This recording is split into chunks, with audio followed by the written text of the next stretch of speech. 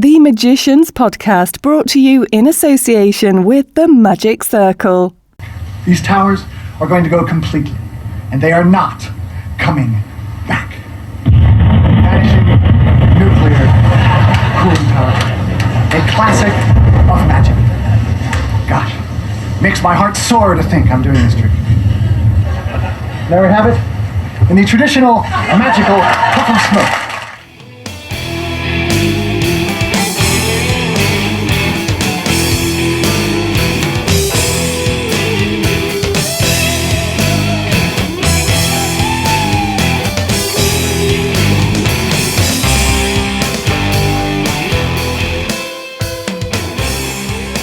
Hello everybody, thanks for tuning in. Welcome to the Magicians Podcast. I'm Richard Young. What you just heard is without question one of my favourite magic clips of all time. It's my guest today, John Lenahan, making the nuclear cooling towers disappear. If you've never seen this clip, go and look it up right now. Just go to YouTube and type in John Lenahan's famous vanishing cooling towers.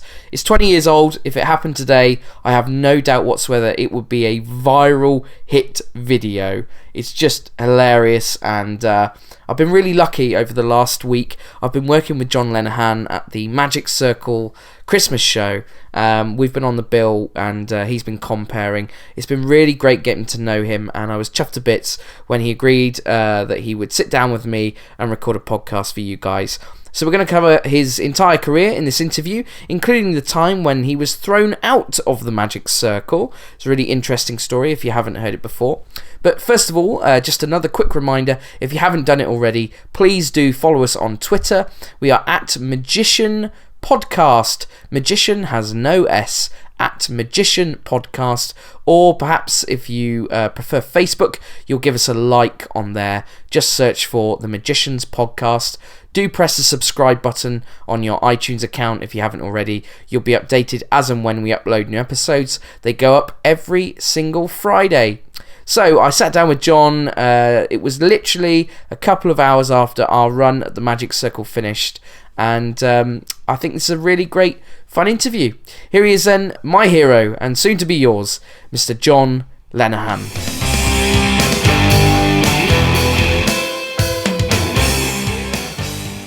Do you know what an earworm is?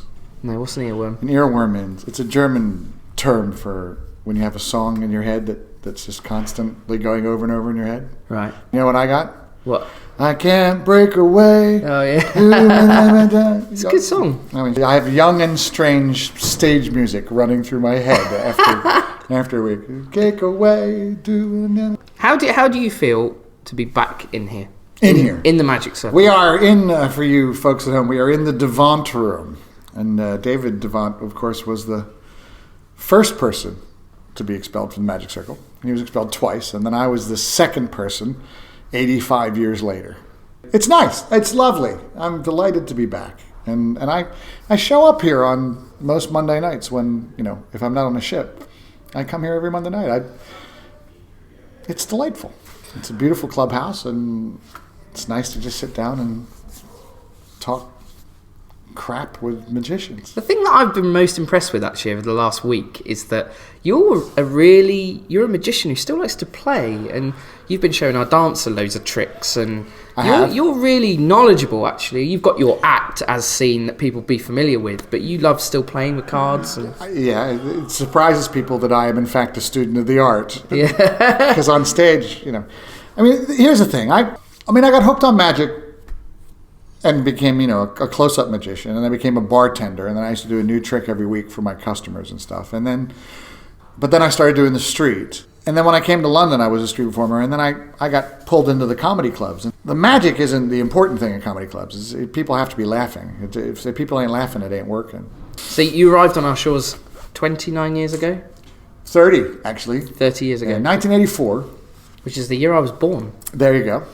Yeah, but I couldn't be your father because don't worry about it. I wasn't here even 9 months before that. Okay. Now, I came over in 84. I came over as a street performer. Yeah. I learned how to do street shows in Philadelphia, and I was going to travel around Europe for a year. And I came over and I went to Ireland, and I spent all summer. I had an amazing summer in Ireland, just roaming around. And I became this kind of one-man, traveling show. I used to show up in these little towns in Ireland, and I'd just go into a bar on like a Wednesday night and start doing magic tricks. And they just had never seen anything like me before. And then the next night there'd be more people, and by Friday night, like the whole area would come to see me because I told people. And then I'd say to them all, look, on Saturday afternoon I'm going to be in the town square, and people would bring their families, and I'd spend all day Saturday, just doing these little tight shows. They're about 15-minute shows, and the audiences were like really little, like 20 rows deep, and you would just peel away the 6 rows, and then the next one would come up, and you do it again and again and again. It was phenomenal. And then and I'd get a pub to hire me to do a show on Sunday, and then on Sunday I'd go to some pub and do a show, and then I'd just travel around and find another town on the Wednesday, and I'd keep doing it. And then I did it for the whole summer, and then I went to I was in Letterkenny. So Letterkenny's on the border of Northern Ireland, and this was in the height of the Troubles when there was like Northern Ireland was just a mess. So you couldn't go to Belfast because if you got a crowd, the soldiers would. Of all the places you could have gone, you're from Philadelphia. How do you end up in Northern Ireland in the Troubles? I have an Irish passport. My grandparents were all Irish, and I actually became repatriated. That's how I can live over here. I carry an Irish passport. Oh, I see. So I had relatives in Ireland as well, and because the first place I came was Dublin, and street performing in Dublin was just phenomenal. I mean, this is in 1984. The first day I showed up in Grafton Street, which is a big street in Dublin, I just went out on the street, and I think I made £100. Wow! And in 1984, that was that was a working man's week wage. That was it was phenomenal, and all in coins. Mm. When I was a street performer, I had a tin chest that I used to have my props in that I stood on, and I used to buy these luggage carriers to lug it around. The wire luggage carriers that fold up. And I used to have to buy a new one of them like every month because they would break under the weight of the coins. Right? I mean, it was great. But anyway, so I traveled all around Ireland, and when I went to Letterkenny, which is right on the border, I met a guy. It was a festival. I was at this festival, and I met this guy, and he had a chip van, a chip and burger van. And he said, "Hey, have you ever done Northern Ireland?" And I said, "Well, you can't because the police stop you." And he said, "I tell you what, you could do the Village Fates. So the Village Fates Brigade." And I said, "Well, I guess, but who knows when they are?" And he said, "Well, I know. I have a list of them all here. That's what I do. I go to Village Fate. So I just followed this chip van all around Northern Ireland, and you'd be like in this, loyalist, neighborhood do a show, and then you'd be in a Republican neighborhood, but no one was going there because it was like a war zone, and they were so grateful that I was there, and I made fortunes, and just really rewarding times. That was great. And then it wasn't until the next year that I went to Spain. I went to Tenerife and spent the winter doing discotheques in Tenerife, and yes, it was as horrible as it sounds, but it was an interesting time. And then it wasn't until 85 I came to Covent Garden, and I just kind of walked into Covent Garden, and Time Out magazine and Channel 4 were having the Time Out Channel 4 Street Entertainer of the Year competition, and I walked in, and I won Street Magician of the Year. Wow. And then I called up Jongleurs, which was the club, and said, can I do an open spot? And now, well, not now because Jongleurs is dying down, but for a long time, Jongleurs was the hardest club to get into. Like you had to do like 5-10 minute spots, and then you had to do it 5-minute spots, and then they were tryouts, and then you had to do these 10-minute spots, and it took you like 2 years to get into Jongleurs. And I called them up and said, I'm a magician, and she was stuck, and she said, "Hey, can you do a full set?" And I said, "Yeah." And she said, "Tonight." Oh, right. I just went there and jumped on stage that night, and then performed there one weekend out of every 6 for 15 years. So this rewind, did you ever have a normal job when you were back home in bartending? So I went to uni. What did you do at uni? Well, I went for journalism, but I didn't do this as a kid. I discovered magic at university. Older, yeah. So I discovered juggling actually, and then magic, and then I just discovered magic, and I just, as I say, I taught myself a master's degree in magic, and while I flunked out of university, and so then I got a job in a bar, and I used to do tricks for the customers, And I flippantly say that Ronald Reagan made me a professional magician, and because Ronald Reagan became president when I was on holiday, and he started a recession on purpose. He had a guy named David Stockman who was his financial advisor, and David Stockman pushed the interest rates up and started a recession. The idea was that if they did a little recession now, they'd have a recovery at election time. It actually worked. And I was away on holiday. When I came back, my job was gone. And there was a recession on, and there was no work anywhere. And so I just started doing magic shows just to make a little money. And I ended up making more money than I ever made 10 in bar, and then I've never looked back. And so that's like 1980.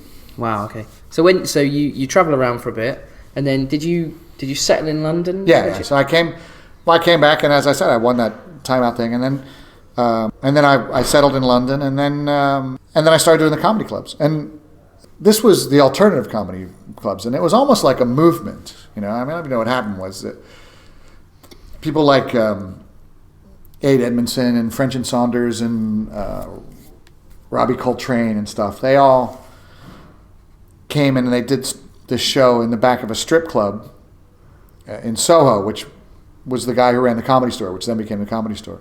But what happened was they kind of hit big. It was just them, and the TV, this is before I got here too, the TV people came in and just took them away, and they became the comic strip. Right, yeah. But that started this kind of alternative comedy movement, and it was great. Because, I don't know if you know this, I've discovered it since because lots of homework, but, after the war, all the clubs in the North, all the unions in the North got so big, they all had social clubs. And they were called working men's clubs. Yeah. And that's where people like Starbuck and Daniels and all, not Starbuck, Tarbuck. Yeah. Tarbuck and Starbuck is a better name.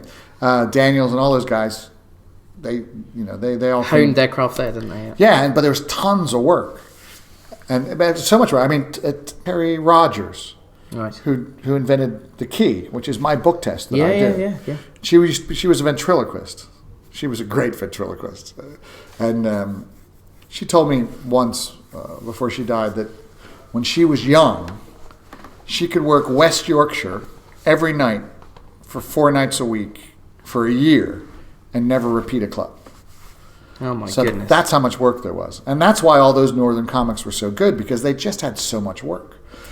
So by the time the 70s, the 80s came around, when I came to Britain, people up north didn't believe that Londoners could be funny, that Southerners could be funny. They actually they believed that Northerners owned comedy. And so this London comedy circuit started just because none of the London comics could get work in the clubs. But then it was great, and it was very anti-Thatcher as well, so it was very socialist as well. And so all of a sudden these zillion clubs sparked up, and there was so much work. And there was no headliners, there were just rooms above a pub. Usually the way it worked is there would be 4 comics. There would be a compere and 3 comics. And then the money on the door would be split 5 ways between the 4 comics and the guy who organized the gig. Mm-hmm. And the rooms were given away free by the pubs. There used to be a gig called the Earth Exchange. It was in a vegan restaurant, and you got 8 quid and a meal. And the first time I ever worked there, it was me, Rory Bremner, and just like people who became stars. So there was so much work. A listing in Time Out magazine is like an inch tall and like maybe 3 inches long, and there was 8 pages of them. My goodness, yeah. And so there was no headliners. There was no ego. Nobody got paid more than anybody else. It couldn't be headliners because you do 2 or 3 gigs a night. Yeah, that's amazing. Yeah, and it was great. It was tons of work, and then people saw you. I remember when Saturday Night Live came on, I just called up the producer and said, "Can I do your show?" And he went, "Oh, you're John Lenahan. Of course you can." Because everyone knew us. There was articles like we were the new rock and roll. It was just great. Yeah. And you realize that. And I was a compere, so I compared a lot. And I compared like Jack D's first show. I compared Bob Mills's first show. Not Bob Mills. Mark Thomas. I did his first show. Yeah. Alan Davis. Oh my goodness. Okay. So it really is like who's who sort of back then. Yeah, well, I mean, I was the magical advisor on Jonathan Creek. Oh, were you? Yeah, well, one of them. And the way I got the gig, there was like a 15th anniversary party for the Comedy Store, and I was pretty drunk actually, but everybody was there, and Alan came up to me and he said, "Hey, we're doing an episode and we have to do card scaling, like cards throwing, like Ricky Jay stuff." He says, "Can you do that?" And so I took a deck out of my pocket and I said, "Pick a comedian." And he went, "Lee Evans." And I went, boop, and I hit Lee Evans in the back of the head with a playing card. You've got the gig. Yeah, I got the gig. I had a show called Open Road with John Lenahan, and that was about 86, 87. What was that on? It was BBC 2, 8 o'clock. It was a great show. 4 shows. It was me and him going. It wasn't even magic, really. It was just me just going up north and looking at. I went to Yorkshire, and I just went. There was a festival in Yorkshire. It was just like an American's eye view of Yorkshire. So I did that, and then I'd done little bits and bobs here and there.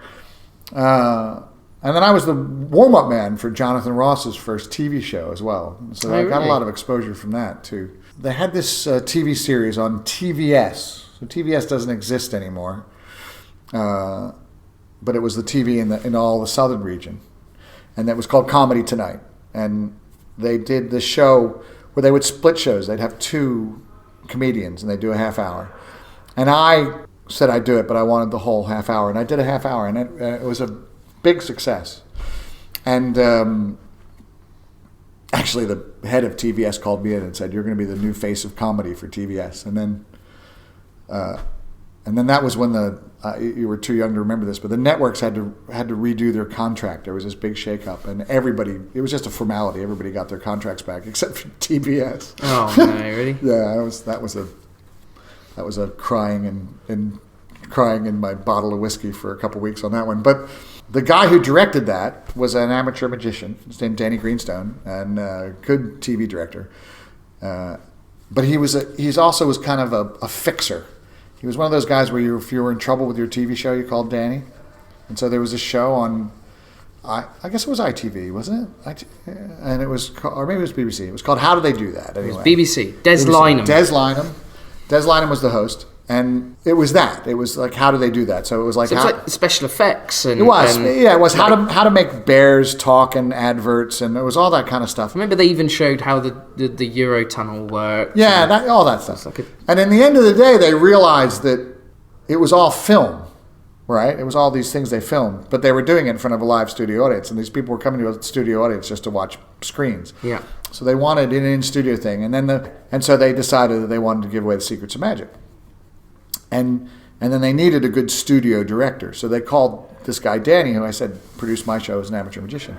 And when he arrived, they had the Thayer illusion plans. Oh my goodness, yeah. And they had Sawing Woman Half pinned up on the wall. So they bought them, and they were trying to find a carpenter to make Sawing a Woman in Half thin to show how it was done. Oh no. And Danny came in and was appalled. So Danny called me up and said, "Look, John, we gotta come up with magic that isn't really magic, but they're determined to do magic. So wow. We got to come up." So I came up with this idea where I found this device to you could bug phones. So cell phones weren't digital; they were analog then, and you could listen in on conversations. And I went to the spy shop and I got this, paid like $100 and you could listen in on phone conversations. So I thought, well, we'll do this thing where we'll get someone in the audience to phone home and have the person at home name a card, and then I'll open up a box on a table, and in an envelope will be the card. And we'll have a guy underneath the table with this thing, and he'll just put it through a slit. But we couldn't get it to work on the night. And so I said, "Oh, don't worry about it. We'll just fake it. I'll just force a card." And Danny was fine with that because he was a bit of a magician, but the producers found out, and they, God save us from laymen, right? And so they canceled that. And then they said, "Well, is there anything else you could do?" And I said, "Well, the 3-card Monte, because it's not a trick. I mean, I learned how to do the 3-card Monte on television in America. Frank Garcia did it on the Dick Cavett show. I mean, I actually learned it on television. And Jamie and Swiss had done it on television a month earlier, and the Society of American Magicians gave him a commendation for it. So Things were about to be very different, weren't they? So I did it, and so there was you didn't object to doing it though.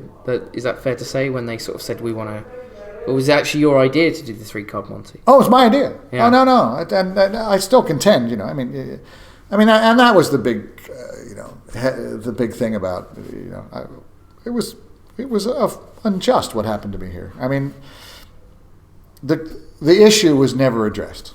As I pointed out, I said, look, the 3-card Monty, including the Mexican turnover, is and first of all, the Mexican turnover is a lame move anyway.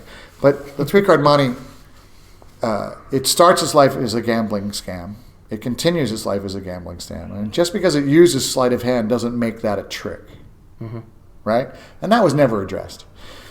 A lot of the old guys who are dead now didn't like me anyway. Because what happened, the other thing I got to remember is that there was a lot of guys that didn't like me when I first arrived. Because when I first arrived and had that first television show I was telling you about, Open Road, I went on a lot of TV shows.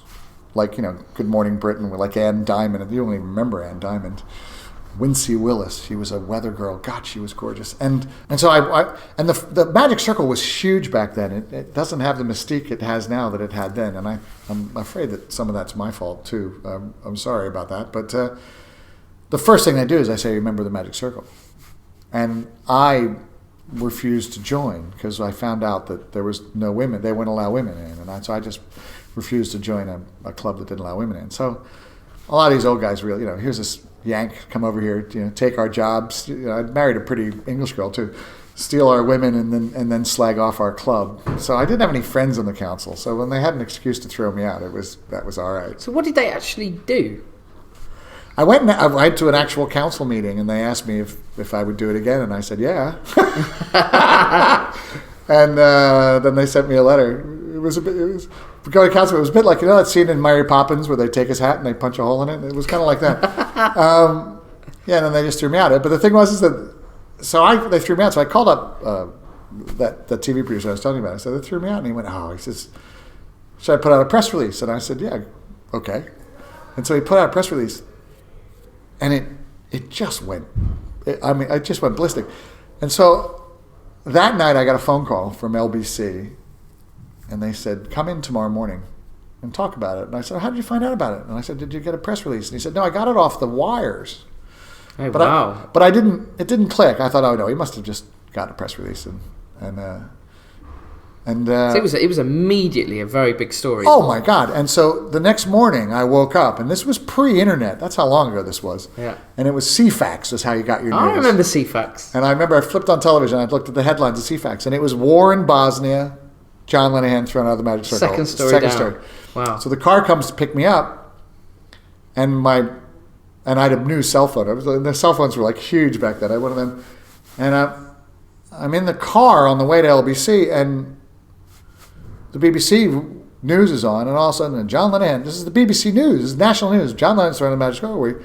We have Paul Daniels on the line to talk. So they're asking. What did Paul say about you? Paul said Paul said he didn't like sneaks. Paul denies he says this, but he did. All right, you were listening. He did say it. And yes, Martin piped in too. He did a show. He did a segment as well. Everyone piped in, and then my wife called me and said, "Look, there's reporters coming to the door." And, wow. And it was like my house was going to be surrounded by reporters. So I called up the guy who owned the Comedy Store and said, "Are you in?" And he said, yeah. I said, can I have the store for the afternoon? So I held a press conference at the Comedy Store. And the place was packed, and they were all queuing up. It was just wild. But it only lasted like a day. I mean, actually saying that it lasted a day, it's also lasted 20 years. It keeps getting flared up. I mean, every time I did a TV show or something. And then I misbehaved. I then started Monday Night Magic. And I did start Monday Night Magic. And my publicity for Monday Night Magic was that it was £5 in or £20 for Magic Circle members, right? Which I never ever got from anyone, and but it was good though too because it kept magicians away. I mean, nothing will ruin a magic night more than it becoming actually a magic convention. Yeah. You really want punters in. That got really popular and gotten popular from being thrown out, and then we got Stuff the White Rabbit and So did you get Stuff the White Rabbit partly because of your publicity? Oh, absolutely. Oh, yeah, I had a lot to do with it. And but it also, and then I was doing things like, TGI Fridays, and, I was good on talk shows. I did Wogan. TGI Fridays? You mean TFI Fridays? TFI Friday. Chris Evans. Chris Evans' show. TGI Fridays sell steaks. Is a restaurant, yeah. and then the other thing too is that I also started getting phone calls, and I'd already done Saturday Night Live and stuff. So I was like the top speciality act on the circuit. Like everybody else was comedians, and there wasn't many comedians on the circuit, but I was. And you were normally comparing, weren't you? Is that normally? Yeah, no. But at the store, I was comparing, and at Jongleurs, I was comparing because they were like the most prestigious gigs. And then I'd be kind of, as I say, there wasn't any headliners, but there would be shows that they kind of build around me. People didn't say no when I said I'd come do their show, And so that all was going really well. And then Monday Night Magic became a workshop because I did 15 minutes of new material every week, and I did 2 runs of like 14 weeks of that. And at the end of that, I just had built up tons of material. And Anthony Owen became my magic advisor. So the two of us and so at the end of that, I just had this tons of material that then we could do Stuff the White Rabbit. So I never went to Monday Night Magic, but so it ran for how long did it run for? 8 years. And you did it, so it was almost every single week. We did 13-week runs twice a year for 8 years. And you always made yourself do something new every week. Yeah. That was the thing. And you were also telling me this week how you had some real legends on it as well. You'd have like a young talent. We did. You'd be on it, and then there'd be a... That was my favorite. Well, because Anthony was they were all young pups then. It was like Anthony Owen, it was like Mark Paul and Andy Nyman and Nick Einhorn. And they were all these kind of young pups. And then my favorite shows when we'd have one of them, and then I'd kind of be in the middle. And I always bring a comedian in from the circuit when we did it weekly. And then we'd have an old timer. So we'd have like Pat Page or Ali Bongo or Shaxson, I think, didn't you? Shaxson. We had Shaxson on a lot. It was great fun. And then people who just the show. Rich McDougall used to do it a lot, and but when you had all the generations, but all the old guys are gone. I'm the old guy now. Scary. But the point I wanted to make though is, misbehaving with the Magic Circle. When I got Stuff the White Rabbit, I took out an ad in the back of Stage, the Stage newspaper. Yeah. I took an ad in the Stage newspaper, and it said a message from John Lenahan, the host of his own news show on BBC called Stuff the White Rabbit, to the Magic Circle. And underneath it said, "Na na na na na." People said, that's a bit childish. I said, I'm a magician, for crying out loud. Of course it's childish. So I've told you this week, that when I was a kid, and so when Stuff the White Rabbit went out, I was in diapers when you were in television. I was 11, I think. But it was my favourite TV series. And I've still got every episode recorded on a DVD at home, and it just was brilliant and fresh, and there was some amazing... So you have it on DVD? I literally have it on DVD at home. You copied it over? Yeah. How's it look? It looks fine. It went from VHS onto a DVD when I got a DVD recorder. Oh, I wouldn't mind a copy of the DVD, because I still have it on. I have it on VHS, and I'll try and find the pilot for you. I never saw the pilot. So Matt King was on there. Yeah. How did you transfer it over? Well, you're talking to a former Comet salesman. Oh, I see. You remember Comet, the electrical retailer that went bust? Yeah, I do. Nothing to do with me, but I used to work for them. So I was pretty, a few years back, I was pretty up on technology. All right. So I transferred it. So I have a copy of that, which I can give to you. But the best story you told me all week was the cooling towers, which you heard at the beginning of this podcast. Yeah. That was day one of filming, you said. Absolute. Please tell the story of the cooling towers, because it's just brilliant. Absolute first thing I did. So we're going to time it. We found out with these cooling towers. We were looking for building stuff. We finally found it. The demolition company was really cool about it, and we found this perfect place to do it, which was right across the river. And I had rehearsed a 45-second introduction, and I mean, we're talking rehearse. I mean, you could do a moon landing. I got it down to 45 seconds. You could do laser surgery with the timing on this. It was perfect. I was really nervous about it because it's the first, and you had an entire crew of people. And who's this guy who has his own TV show? Nobody knew who I was, and we got down there, and then honestly, like 5 minutes before we went to shoot, and we'd practice it and done it and everything. Anthony, who was on the demolition site, called in and said... Anthony Owen, he was a producer, Anthony Owen, right? Yeah. Called up and said... he was a magic advisor, and he said... Magic advisor. And he said, there's a warning klaxon that rings at a minute, 30 seconds. So it was like, so I had to throw out the whole script. Oh, so you had to start after the... So I had to just stand there and wait for the klaxon to sound, and then I could talk. So everything was just... And then I just stood there and I started doing it. And then this and it was like, unbelievably, this explosion. Like every cell in my body wanted to turn around and like duck, and I had to just ignore it and ramble on. And then we did the whole thing, and then the director said cut. And when the director said cut, I dropped to my knees. My knees buckled and I went down. I just actually literally went down. One of my projects is really, I asked you about how you got your stuff, is I have all this videotape and I really must transfer it. If I find, I had my camera on you had another angle. I had it on the side so you could actually see the towers coming down and me. And you said how all the crew just stared over. That was it. There was an explosion and all their faces were like, oh my, you could see their eyes widening and they were looking past me and they were like, oh my God. Yeah, no, that was a hard shoot, that was. So yeah, we did another one that's in the pilot that never went out, which was, it was a bicycle vanish. I was riding a bicycle. And then we just went behind a Volkswagen, and when I came out the other end, I was just pedaling in midair, and that was like harnesses, and oh my God, it was just the most horrible, painful, difficult thing in my entire life. We had another idea too. We were going to vanish a car, and we were going to we had a Volkswagen built that was just a frame that you could just take apart piece by piece and throw it over a back wall, and then we were going to show how that worked as well. But we never got another series. It's a tragedy that I never got another series. It is. It was absolutely brilliant. And so you said every episode opened with a different gag. Yeah. And there was also the one with the vanishing car, wasn't there? With that was my favorite. That was one of my favorites. We had this idea. See, in America, when your car gets fixed and it gets lifted up by a hoist, it's just one central hoist that lifts it up. In Britain, they tend to have like 4. Yeah. So I came up with this idea, but it took us a hell of a time to find a single hoist. So I did a thing where we had a car in like a garage, and I put a screen in front of it. And then the idea was that when we pulled the screen away, the car was gone, and the car would be lifted in the air, and I would just be standing in front of the pole.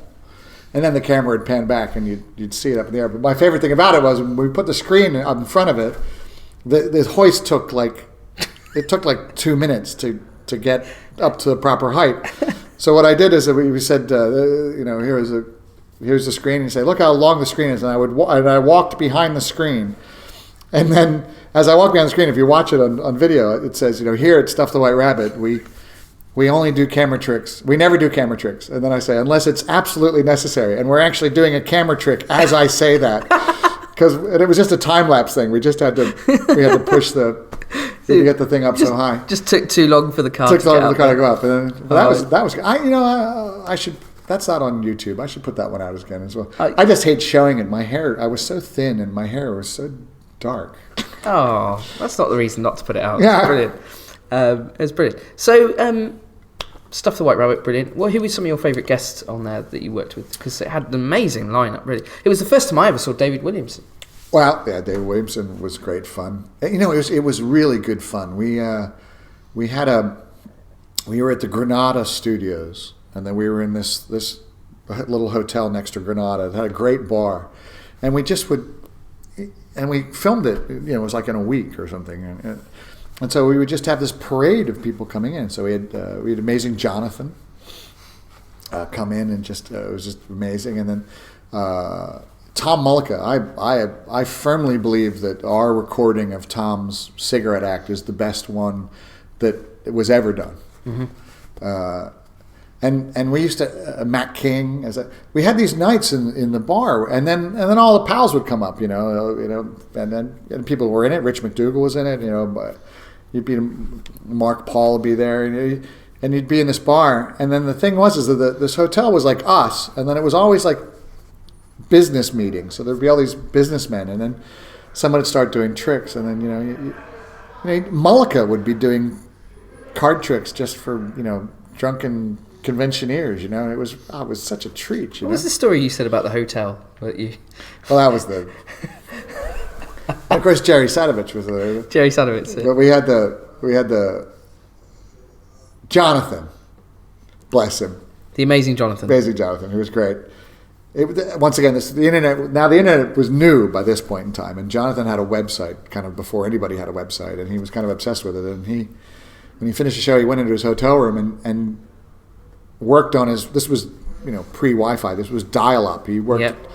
He called America on a dial-up and worked on his website all night long on a thing. And when he went to check out, he had like a 400-pound phone bill, and he freaked out and like swore, and I just yelled at to the point where the manager like spoke to me the next day and said he was a bit out of hand. And then the next day, Jerry, who had a gig to go to, didn't get a wake-up call, and he freaked out at the front desk and was screaming and yelling and swearing. And then the front desk guy was like, we're going to let you guys come back to this hotel. and then anyway, Dave Williamson then was like the next couple of days later, and then he had to leave really early in the morning, and he left. And he sent us an email, and he said, the email read, thanks a lot, had a lovely time. Hotel was great, but I told everybody at the front desk to f*** off because apparently that's what you do around here. Yeah, we did. It was great fun. We had the one-armed guy. Levon. René Levon. René Levon. And we had a good director. We had a good director who I had worked with before. We had this meeting where all the kind of magicians came, and he just sat in the room, and the magicians came in to tell him what they were going to do. And as I said, I'd known the guy before, and he came out of this meeting, and he says, what is it with you magicians? You all think you're directors. And I said, no, we don't think we're directors, but we've all been screwed up by directors. Mm. And we know it. And so the rule was for the because directors love to cut. And you actually have a live cutting agent, editor, who if he isn't cutting, he isn't doing his job. And so our rule was that you weren't allowed to cut. You could move the camera, but you couldn't cut. So we did a lot of steady cammy type stuff and cans on cranes and things. And that's one of the things that made it good. I mean, it was. I know I'm an old fart, but I don't see why it can't work today. Just get a nice small tight studio and get a bunch of magicians doing real magic. I don't understand why. Why do you think it didn't get a second series? Well, I know why it didn't get a second series. I mean, the guy who took over the BBC Two was named Mark Thompson, and I wrote him a letter saying. And I heard he stopped it. And it's weird with television. I mean, when I got Stuff the White Rabbit, somebody told me at a party, I was at a TV show and I was at a rap party afterward, and someone said, hey, congratulations on Stuff the White Rabbit. That's how I heard about it. Television's weird, gossipy stuff. And so when Stuff got canceled, I was told that it was the head of BBC Two that canceled it. And then so I was working on other programs with other people and pitching to people and was avoiding BBC Two because I heard that. And then all of a sudden one day it occurred to me that it was like, well, no, it wasn't official that he stopped it. It was just like a rumor. So I wrote him a letter and said, hey, can we do something? Can we meet? And he wrote me right back. Mark Thompson, he became the head of the BBC. He's just stopped. He was like the grand poobah of the BBC recently. I remember you said he literally turned your letter over. He literally turned my letter over, wrote on the back, let's meet by all means, and put his secretary's phone number on it. And I met him like a week later. And then I walked in and I walked in and he said, why are you here? He didn't say hello. He just right to business.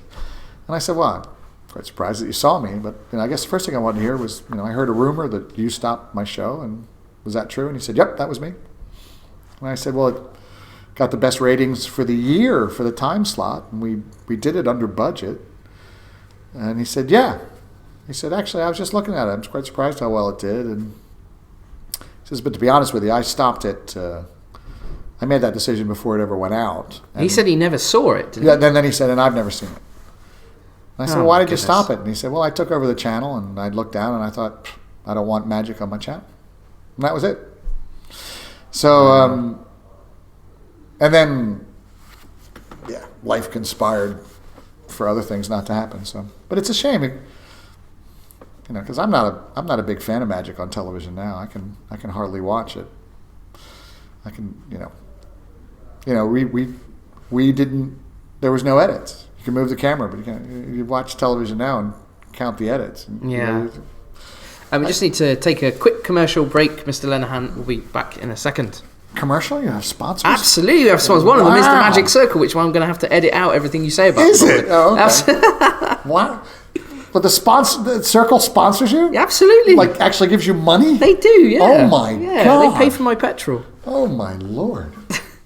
The Magicians Podcast, brought to you in association with the Magic Circle, the world's premier magical society. Are you ready to join the world's most exclusive magic club? Visit themagiccircle.co.uk to find out more. And also, we're sponsored by Giggio. Do you use Giggio? Giggio? Yeah, do you use it? I appreciate their sponsors, but that's the most ridiculous name I've heard. What is a Giggio? You don't know what Giggio is? No, I don't. Giggio is a web-based software. Oh, yeah? Which basically magicians can run their businesses on, and it's... oh, really? It's brilliant, yeah. It's like a real efficient way of running your business. It updates your diary automatically on your phone and all. I probably don't need to do an advert now because now we're just having a conversation. Does it do, like, invoicing? And Yep, invoicing, everything. VAT? I believe so, yes. Wow. Yeah, I'm not VAT registered, so I don't know if it does VAT. But it's brilliant. You should have a look at it. I will. I can maybe get you a deal, actually. In fact, it's a free 30-day trial. So, hold on. Giggio? Giggio. There's a jingle as well. Hang on, I'll play it for you. Giggio, free for 30 days. Be a pro, get Giggio. There you go. See, that's the jingle. That's good, right? Yeah, you didn't really do it. That's radio. I'll edit magic. it. I'll edit it. You will edit it in. But so he hasn't actually. I haven't really. So sing it for me, please. No, I can't sing it. No, I'll look into that actually. But the final words of the little jingle are "Be a pro, surely get Giggio." Okay, is it just for magicians? No, like any entertainer. Other people, but any there's entertainer. But there's a magic. Oh, it's entertainers. Yeah, oh, it's a great. I will really, really try it. It's a free 30-day trial. I'll come back and tell you. You're gonna tell you how it is. So you go off on the ships, and we're going to talk about that in a minute. But when you go off on the ships, is that when you started writing? No. What happened was that I was in Borders. That's how long ago this was. They're out of business, aren't they? They're out of business. You know why they're out of business? Because they used to let people just stand and read and then put them back. Exactly. That's what I did. Do that. I was in Borders and I saw this magazine that said writing a novel is really just maths. Okay. And I thought that was interesting. So it was a writer's magazine. So I didn't buy it. I just borrowed it and then had a cup of coffee. And this article said if you write 1,000 words a day, you have to have a novel in 7 months. Okay. It then said you won't necessarily be a good novel, but you have to have a novel if you write 1,000 words a day. And so I thought, I can't argue with the logic, and I'll try it. And so I wrote 1,000 words a day. And it took me a year, and I wrote this fantasy novel because I always loved that kind of stuff. And I got lucky. I used to read my 1,000 words to my son, who was like 12 at the time, in bed. He's got the best name ever. Your son is called Finbar. Finbar. Great name. Where did his name come from? It's an Irish name. Saint Finbar is the founder of the city of Cork. Oh, I see. And my wife and I went to Cork when she was pregnant, and so it was just a joke. There's Finbar in there, and then when we had a boy and he was born, people just started calling Finbar, and his grandmother quilted the thing and said, so I guess his name's Finbar, and that's it. He became Finbar. He's also got the most amazing job ever. He is. Would he be annoyed if you told people what his job is? Well, first of all, he can't shuffle a deck of cards. He's not interested, right? Just can't. Nothing. And actually, I had Ben Hart at Monday Night. I do Monday Night Magic twice a year now, by the way, if I mention Monday Night Magic. I had Ben Hart on Monday Night Magic, who's the same age as my son, and my son said he could be the son you never had. But so no, my son now works for Marvel and Disney. He runs all the digital advertising for Star Wars and James Bond. And, it's an amazing job. Yeah, no, it's great. That's amazing. So sorry, yeah. So yeah, you write 1,000 words a day, and at the end you're going to have a novel. Yeah, and I did, and it went pretty well. And then then I realized that writing a novel is the easy part, and getting it published is just as hard as writing the damn thing. And then I ended up in a drawer for a long time because my life went a bit crazy. Because I'm a widower, so my wife died and all this kind of stuff. And then in the end of it, I just figured it was a crap novel. And there's a million books out there that the guys who wrote them thought they were good, and they're not. And I thought that was just me, and I had a good job, so I didn't worry about it.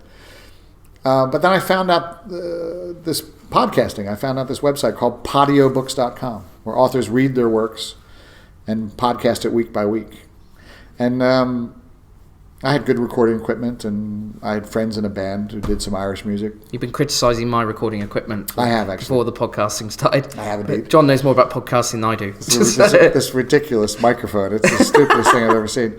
And so then I just put it out on this Podio, and it went ballistic on the internet. I ended up with 30,000 subscribers, and out of the 500 books on the website, mine got voted number 1. And then, so then HarperCollins literally just picked up the phone. Honest to God, they just called me up and said, "Can we publish your book?"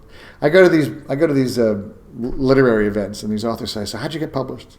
How'd you get published?" I said, "Well, they called me." That's amazing, right? Yeah. So I've had 3 of them, and they've been very successful. And now all 3 of them are out as an omnibus, and they're money back guarantee.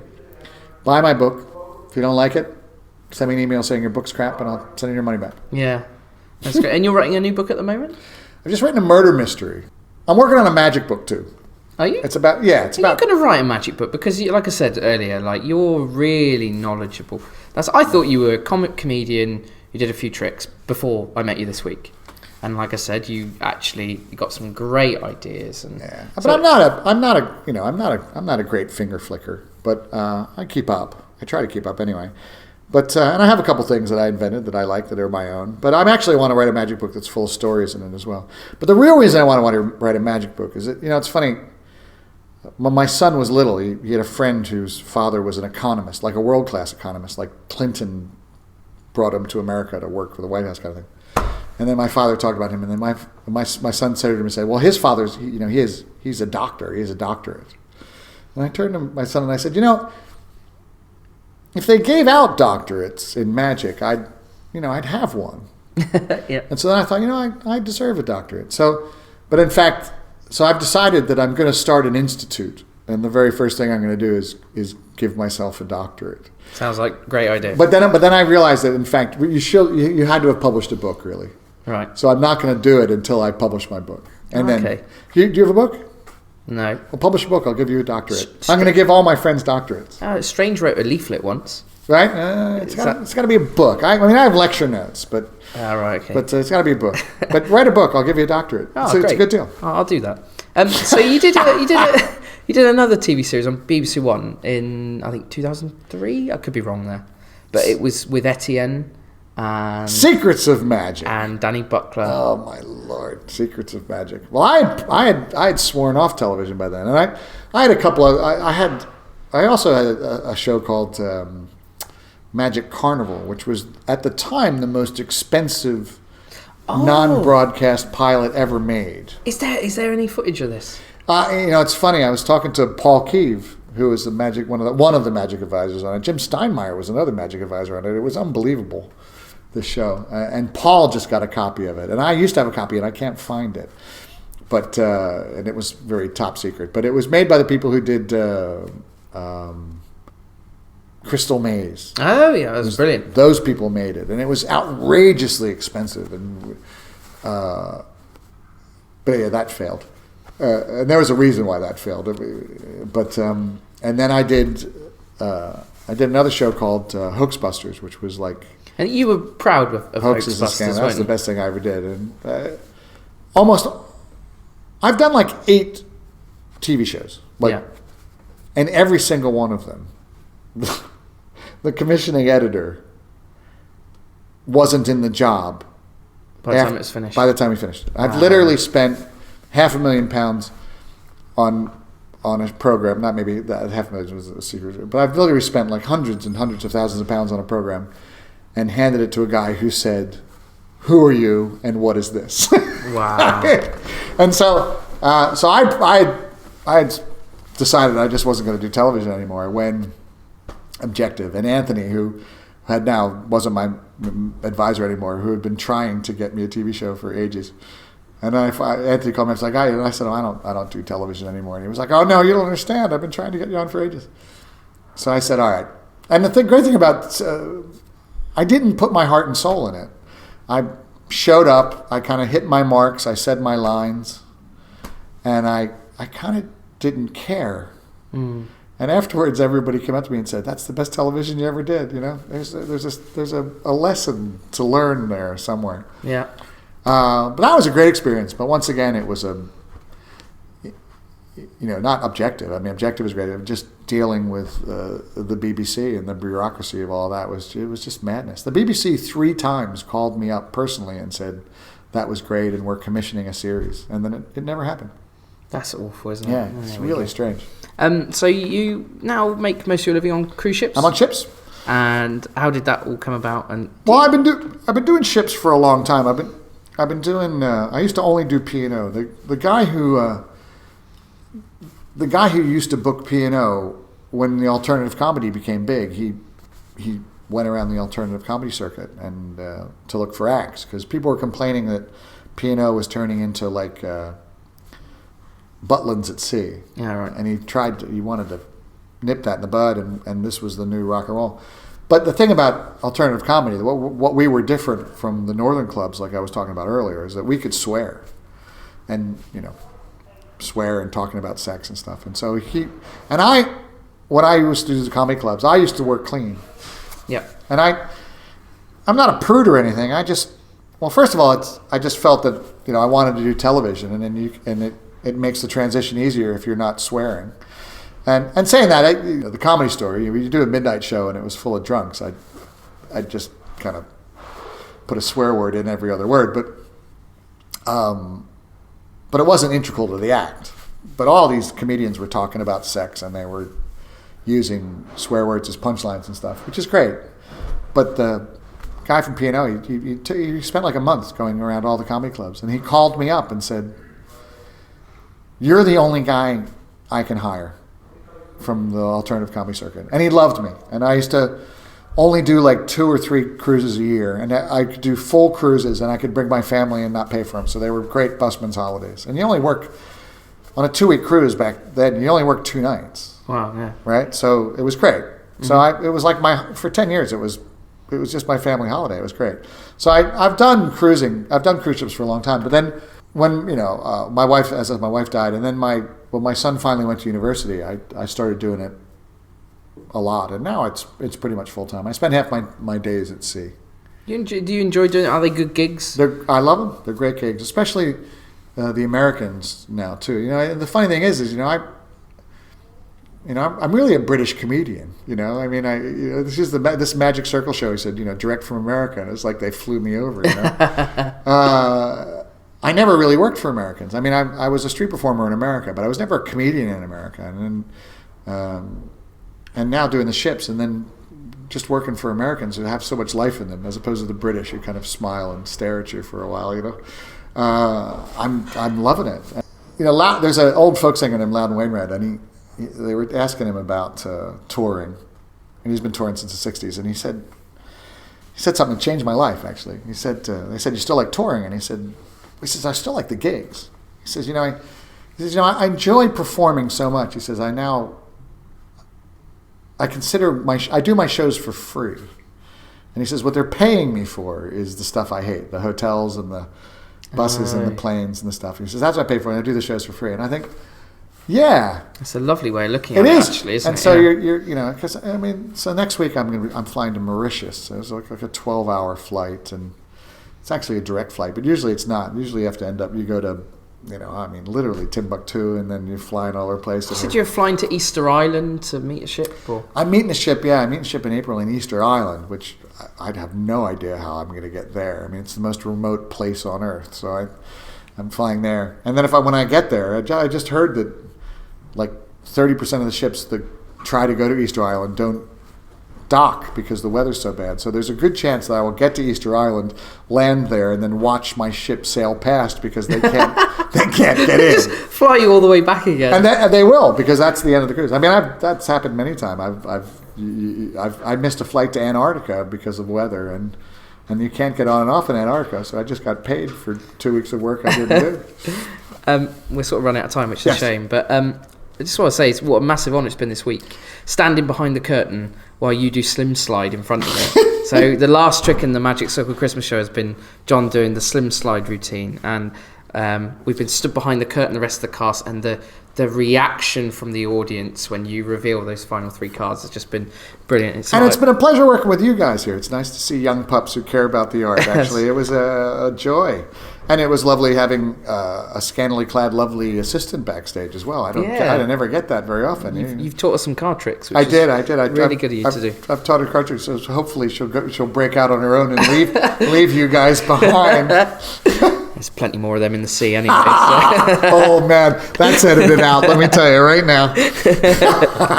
No, it's been really great, and it's great to have you back in this building. I'm only another member, but it's really great to see you here on Mondays. How did the final thing? How did it come about? You coming back? Lee Hathaway started a who's new in the council. I think Lee said that they kind of looked around and someone started saying, "What happened, John Lennon?" And they looked into it and they thought it was really unjust. So Lee Hathaway started a petition. A bunch of young guys. I didn't even know about it. Our president called me up and said, "You shouldn't start a petition." I said, "I don't even know what you're talking about. I didn't even know what was happening." And then all of a sudden I was, and then they called up and they said, "Well, will you come back in?" I mean, I've always said that periodically people have said, from the Magic Circle have said, if you reapply, and I'm saying, I'm not reapplying, I didn't do anything wrong. I said, if you reinstate me, I'll come back. And then, so they reinstated me, and I'm back, and it's delightful. Well, it's great. It's great to have you back. John, thanks so much for doing it. Pleasure.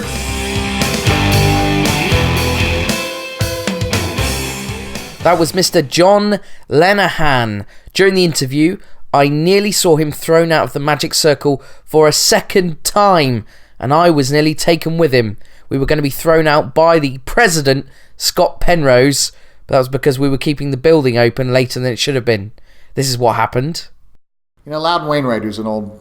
Are you going to throw us out? Here's the president. The president of the Magic Circle is coming to throw us out of the premises. We're nearly finished, about 5 minutes. Is that yes. right? Says the president standing here. So so the other horrible thing they did to me...